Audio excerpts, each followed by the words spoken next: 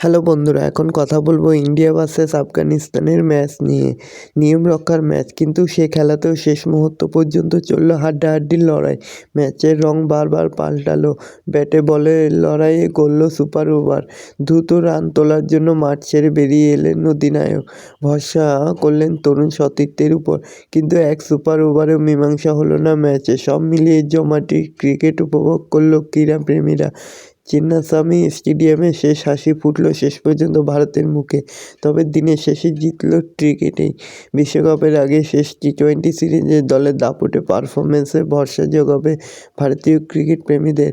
আফগানিস্তানের বিরুদ্ধে ম্যাচের শুরুতে ব্যাটিং বিপর্যয়ের শিকার ভারত।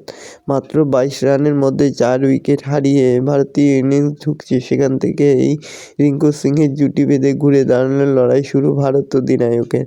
মন্থন শুরু করে শেষ পর্যন্ত 69 বলে 121 রান করে থামলেন রোহিত। একমাত্র ব্যাটার হিসেবে আন্তর্জাতিক টি-20তে 5টি শতরানের মালিক হলেন হিটম্যান।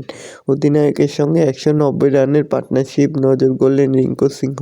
শেষ পর্যন্ত 200 রান এগিয়ে থামল ভারত। তবে যাই হোক, ভারত শেষ পর্যন্ত জয়ের হাসি হাসতে পেরেছে। তো বন্ধুরা, এরকমই সব খেলার খবর জানতে হলে আমার চ্যানেলটিকে অতি শীঘ্রই লাইক, কমেন্ট, সাবস্ক্রাইব করতে ভুলো না এবং বন্ধুদের মধ্যেও প্রচুর পরিমাণে শেয়ার করতে ভুলো না। ধন্যবাদ সবাইকে।